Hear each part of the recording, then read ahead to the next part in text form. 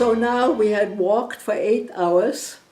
We had made the mistake to drink. We had no container for water. That's the one thing that I was not well prepared in. So there was some standing water at one of the farmhouses we passed, and we drank from it, which was a mistake. We were very sick for the next 3 days, but of course we didn't know that, and you cannot do well without water. So we drank it. At the end of the 8 hours, we came to a big intersection, and some of the traffic was stopped. By the way, the traffic was tanks, Russian tanks, going in one direction, and refugees going in the other direction, similar to us. But most of the time, we were pretty much just my mother and I walking. So we got to this big intersection, and my mother sees a relatively small truck, a regular truck, is standing. She looks into the cab and sees a Russian officer, and he looks Jewish to her. And I have no idea what looking Jewish means. I have seen people in my own family. My mother's family was one of 10 children. They had blondes, redheads, and brunettes, and I don't think any of them really looked like Hitler's caricatures of Jews. So what that meant, I never found out. But lo and behold, she was right with this particular major, and she's talking to him. She has no Russian. He doesn't speak German, and anyhow, who wants to hear German at this point, at the end of World War II, after what the Germans had done? So it's the only language she can address him in. And he gets out of his truck and says to her in Yiddish, which is very similar to German. It started as an old German dialect. So in any case, he speaks to her, she understands, and she's trying to prove to him that we are Jewish. And we do have to prove it, because there are no Jews left. We know they're all in concentration camps or killed. Who are you? And so she shows her Jewish passport, a large red J in it. Her name has been changed to Sarah. If you were a man, your name was changed to Abraham. And that's not enough for him. Oh, your husband could, and we heard that later from an OAS man in Berlin, from an American. Your husband might have been a Nazi. He got a hold of this Jewish passport. But my mother has more. She knows the main Jewish, I'd call it a watchword of the Jewish religion. It's the Shema. Hear, O Israel, your God is one. That's the major prayer. And she says it to him in Hebrew. He does understand that and is almost convinced. She also has a picture of her father's tombstone. It's the same maiden name. His name is Lewin, just like her maiden name. And it has a Jewish star on it, and he died in 1937, and it's all on the tombstone. So now he believes her, the three things together, and he says, I can't do much for you, but I'm going to a village, and I'm billeted in a house, and if there's room for you and your daughter, you can come with us. And somehow we managed to get on that truck. It's quite high. And they have supplies on the truck, and one older man with a fearsome mustache, and my mother finds it that way. To me, he looked like somebody's grandfather, but he was from the Asian side of Soviet Union. He was a Tatar, and he had Asian features, and my mother had not seen anyone like that. So, but I'm okay with it. And he gives us something to eat. What does he have on the truck? He has prawns, believe it or not. And after the water we drank, that's the last thing we need, but he means well. He's sharing it with us, and he also gives us a cake of soap. We have blackened our faces with mud to be unattractive, just in case. Anyhow, we arrive in a house which a German doctor had lived in, and he left his mother behind to guard his house. I mean, the idiocy of that. This is now a Polish village, or will be the next day, and he thinks his mother can do some, protect the place.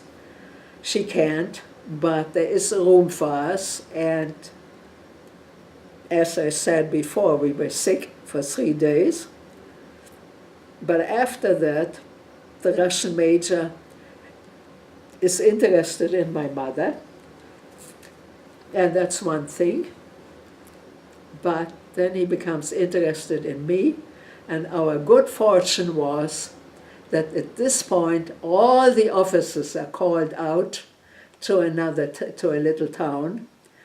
They're preparing for taking Berlin, and we can run away. We can't run very far. Things are still too dangerous in the city, and it's a long walk. So what we do is we run across the street from where we saw that the man who brought us food while we were sick, that's where he came from. It's a excuse me. It's a farm, and there's a silo, and there's a barn, and the Russians have made it their food depot. So one thing we know, we won't starve. He also impressed us as a kind man, and we were right, he is, and he speaks to his comrade, and they leave us alone. He makes himself understood. You have to remember, my mother knows a few Polish words, but no Russian, and I don't speak anything but German, with a little bit of English I learned in school, which won't help me now. So somehow they make themselves understood, and he tells her all he wants her to do is cook for him and his buddy. And she does, and he gives her 15 eggs. As we have dozens here, we had 15, was a unit of eggs.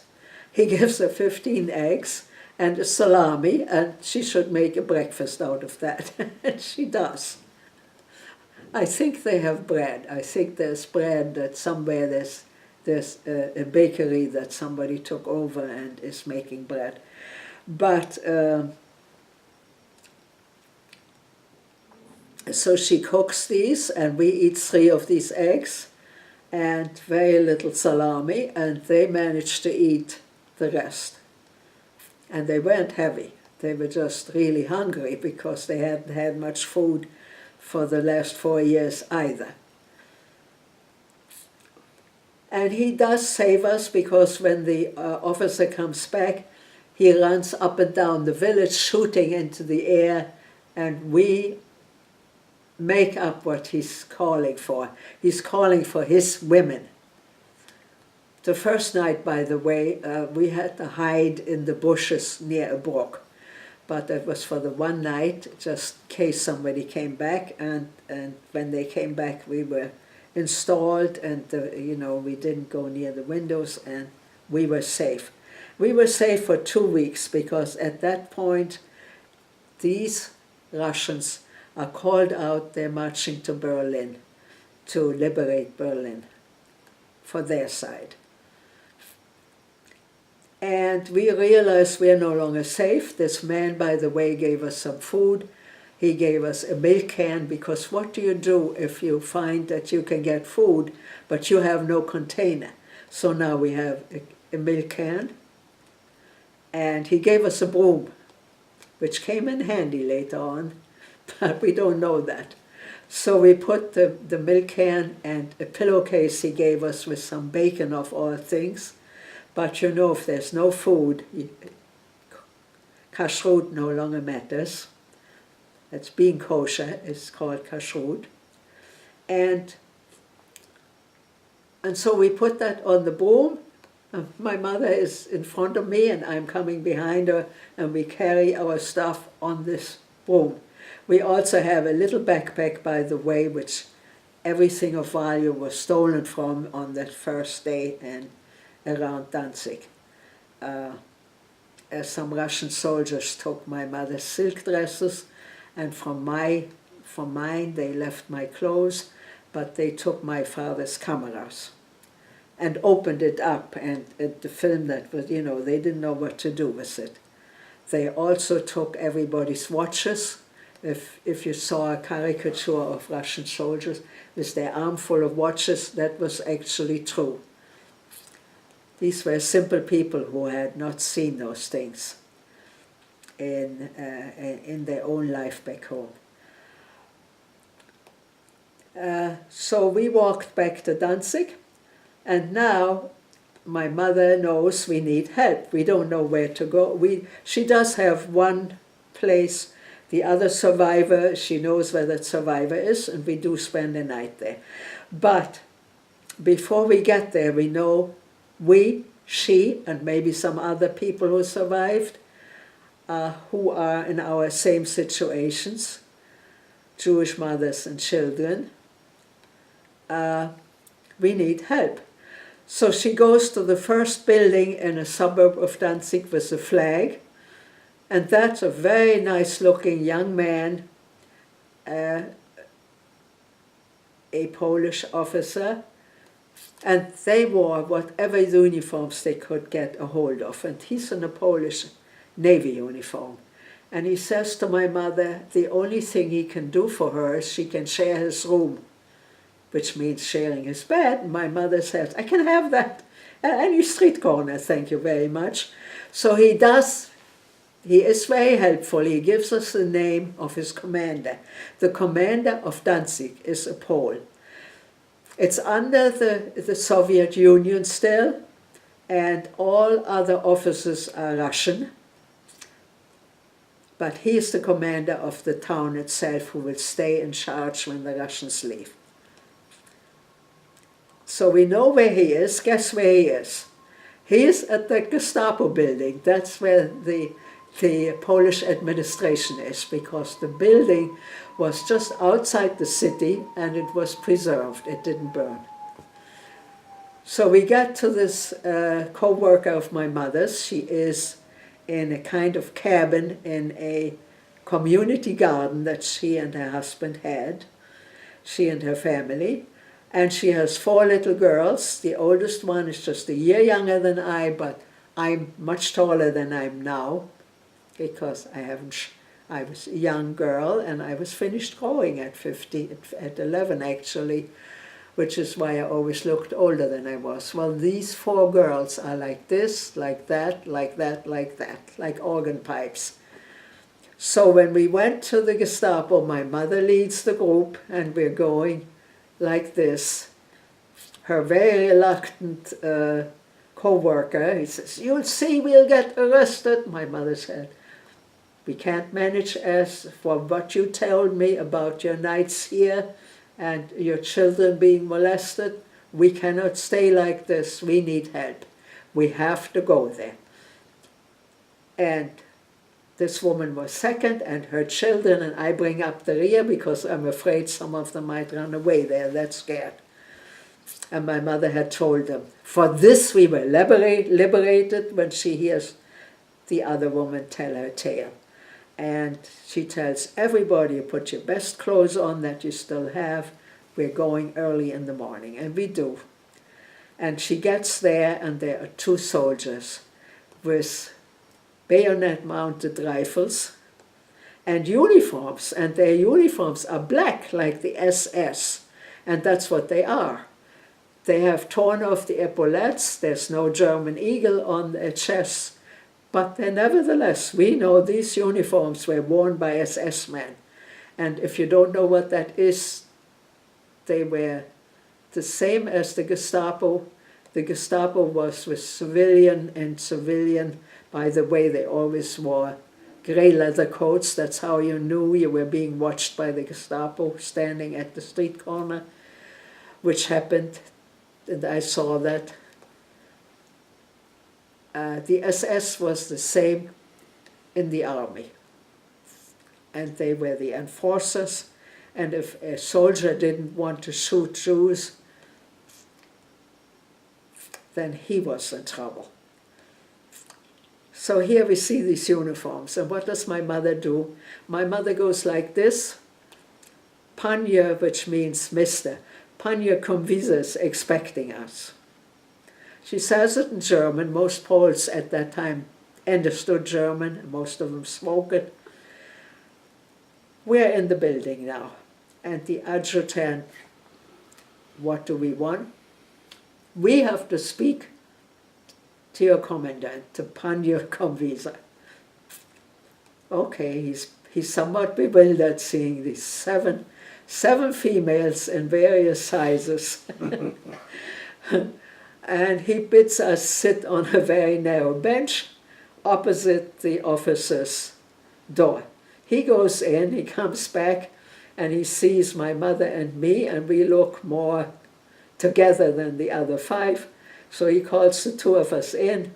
My mother tells her story, and very soon has a laundry list of demands.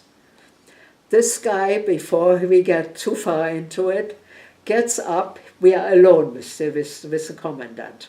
He goes to the door, opens it, looks in the hallway up and down, comes back and whispers to us, I have a Jewish mother too. Wow. Something he doesn't dare say out loud, because many Poles were anti-Semites. Not all. We had met a few in our wanderings, and they were slave laborers now free. And my mother said, Judoka, which means a Polish, which means in Polish, I'm a Jewish woman. And it was an embracing all around. 3 of them, 2 of us. We were friends, because now we were free. We were free of the Nazis, of the Germans.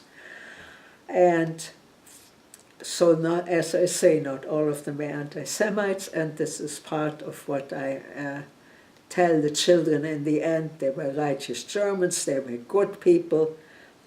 By the way, I didn't tell you way in the beginning that my father got a baptism certificate for me to prove that I didn't have a Jewish education, which would be helpful if the worst came to the worst.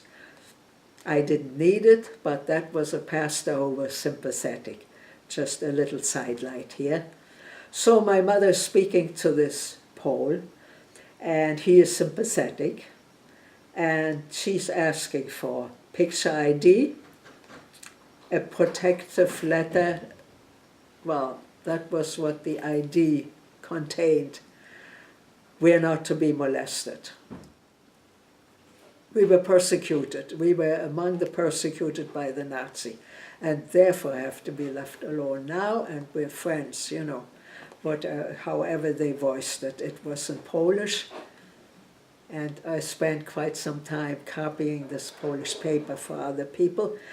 But first of all, we're still sitting in this office, and so she asked for that.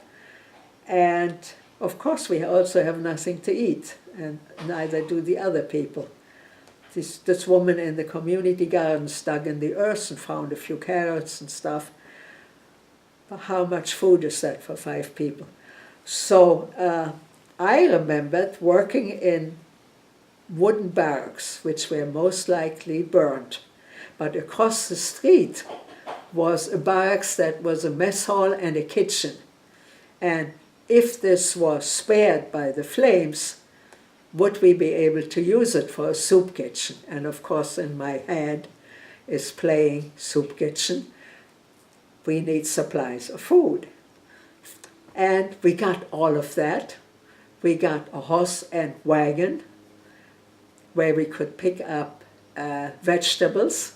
And one of the women, the word went round from one person to another. I knew where some people lived. My mother knew one or two. And between us, we started on the building, the walls that survived on the building where we had lived. What you do is you take a broken brick and you can ride on remnants of a ruin. And we wrote where we now were. We also got an apartment out of this. What the guy did was he called two Polish militiamen who happened to be Jews who had survived in the forest as partisans, which were guerrilla fighters in the forest. There were quite a few.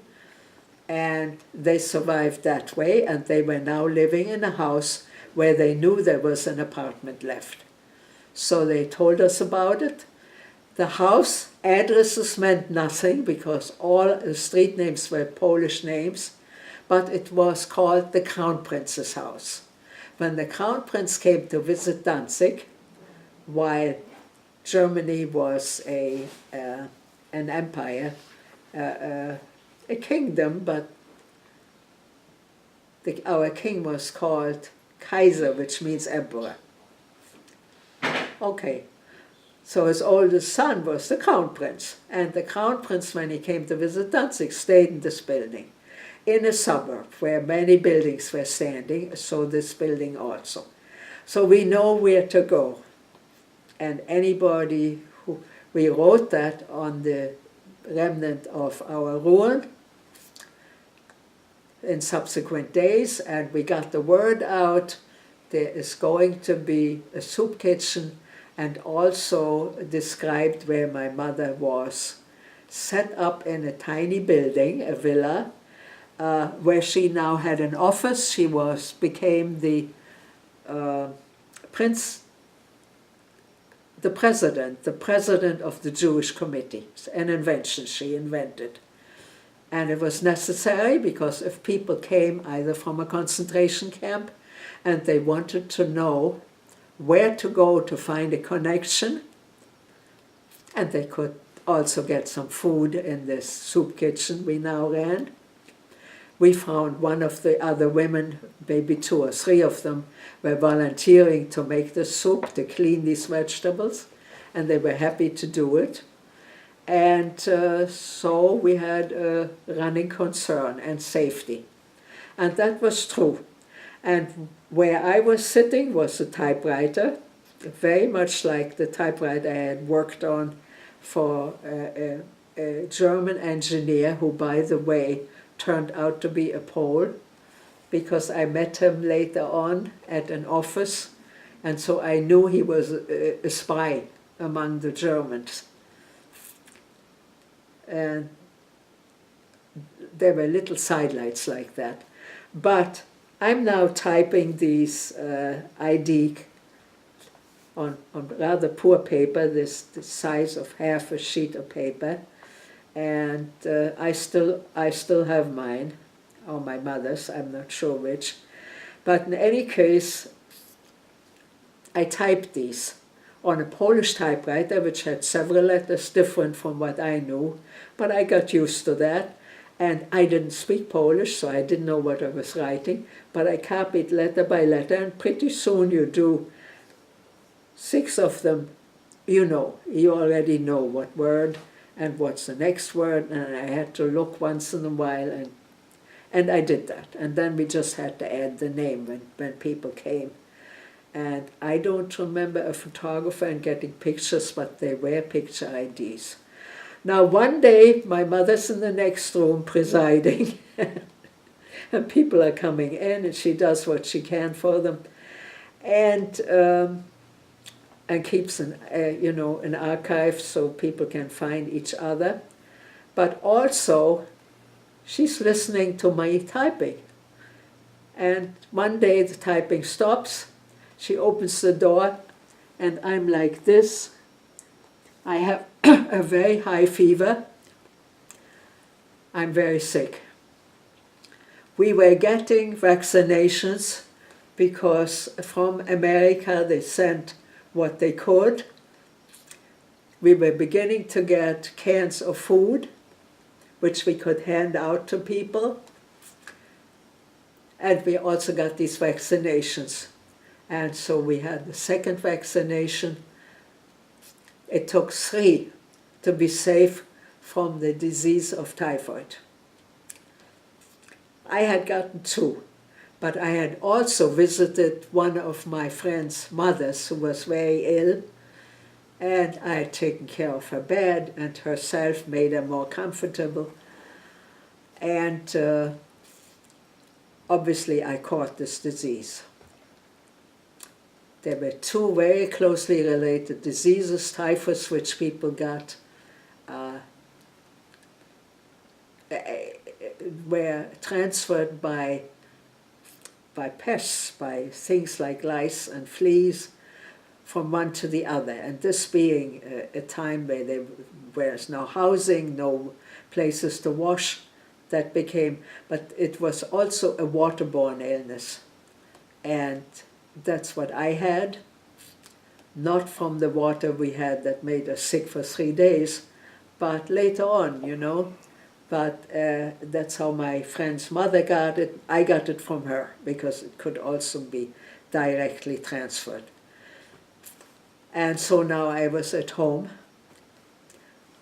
and my mother carried on as best she could, but mostly she spent her time with me.